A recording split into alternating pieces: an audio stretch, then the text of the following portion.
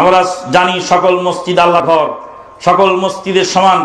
আমরা কেন কিছু মসজিদকে আহলে হাদিস মসজিদ বলি? এতে করে কি মসজিদ বিভক্ত করা হচ্ছে না?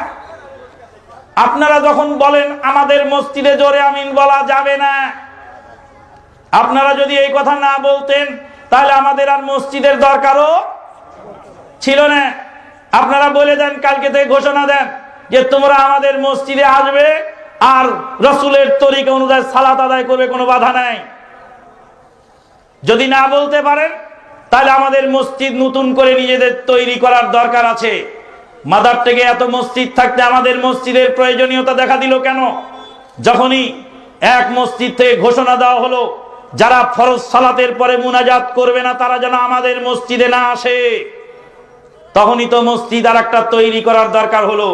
জোরে আমিন বললে তাকে কাদিয়ানি বলা হয়, জোরে আমিন বললে কেউ শিয়া বলে। এই বিভ্রান্তি যাতে ছড়াতে না পারে এই জন্য আমরা আহলে হাদিস মসজিদ বলে থাকি। তাই তো মাওলানা আব্দুস সাত্তার তিরিশা আলী সাহেবকে জিজ্ঞেস করা হয়েছিল যে তোমরা আপনারা আবার আহলে হাদিস কেন? মাওলানা আব্দুস সাত্তার তিরিশা আলী রাহিমাহুল্লাহ বলছিলেন তোমরা হানাফি যেন, আমরা আহলে হাদিস কেন? তোমার নাম আগে তুমি মুছে দাও, হানাফি শব্দ মুছে ফেলো, আমিও আহলে হাদিস শব্দ আমার আর লাগবে না। যতদিন মধু মধু ছিল ততদিন মধুকে মধু বলা হতো।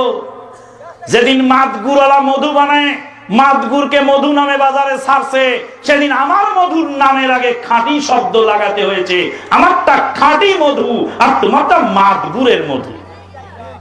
মাদগুরওয়ালা মধু না বানালে মধুর নামের আগে আর খাঁটি শব্দের দরকার ছিল না। মধুতে ভেজাল ঢুকেছে দেখে খাঁটি শব্দটা মধুর সাথে যোগ লাগাতে হয়েছে। রাসূলুল্লাহ সাল্লাল্লাহু আলাইহি ওয়াসাল্লামের জামানায় হাদিসের মধ্যে জাল জৈব ছিল না, তাই রাসূলের জামানায় হাদিসের নাম ছিল হাদিস। রাসূলের তিরোধানের পরে পরবর্তী জামানায় জাল জৈব হাদিস দিয়ে হাদিস বানানো হয়েছে। জাল জুয়োচ্চুরি হাদিস থেকে পার্থক্য করার জন্য আমার হাদিসের নাম সহিহ হাদিস আর তোমার হাদিসের নাম জাল হাদিস। কথা বোঝা গেল? কোরআন এবং সহিহ হাদিস ভিত্তিক সালাত আদায় করা হয়, এই জন্য আহলে হাদিস মসজিদ নামকরণ করা হয়েছে। রাসূলুল্লাহ সাল্লাল্লাহু আলাইহি ওয়াসাল্লামের জামানাতেও মসজিদের নাম ছিল মসজিদে বানি সালামা, সালামা গোত্রের মসজিদ, মসজিদে কুবা, মসজিদে নববী, মসজিদুল আকসা, মসজিদুল হারাম, মসজিদে নামেরা, মসজিদে খায়েফ। নাম ছিল না? মসজিদের নাম আছে। কিন্তু তোমরা যখন মক্কা মসজিদ নাম দিচ্ছ আর মদিনা মসজিদ নাম দিচ্ছ, মক্কা মসজিদেও রাসূলের সালাত হলো না, মদিনা মসজিদেও রাসূলের সালাত হলো না। সালাত হলো কুবা, কুবার কি বলে আপনার কুফার সালাত আর বাগদাদের সালাত। বাগদাদ এবং ইরাকের কুফার সালাত আর নাম দিয়েছে মক্কা মসজিদ। এই যেন কানা ছেলের নাম পদ্মলোচন। ছেলে আমার কানা, নাম তার পদ্মলোচন।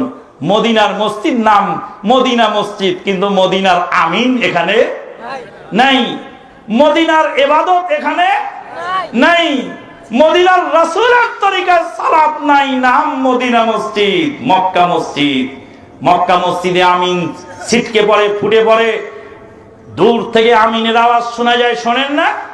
আপনার মসজিদের নাম মক্কা মসজিদ, তখন আপনার ফতুয়া লাগে না। আহলে হাদিস মসজিদ বললে মসজিদকে ভাগ করা হয়েছে, বিষয়টি এমন নয়। আহলে হাদিস মসজিদে কি বলা আছে যেখানে অন্যান্য মাযহাবের লোকেরা আসতে পারবে না? কোন আহলে হাদিস মসজিদে আজও পর্যন্ত বলা হয়নি যে অমুক মাযহাবিরা এখানে আসতে পারবে না। মাযহাবিদের মসজিদেই বলা হয় যারা জোরে আমিন বলবে তারা যেন আমাদের মসজিদে না আসে।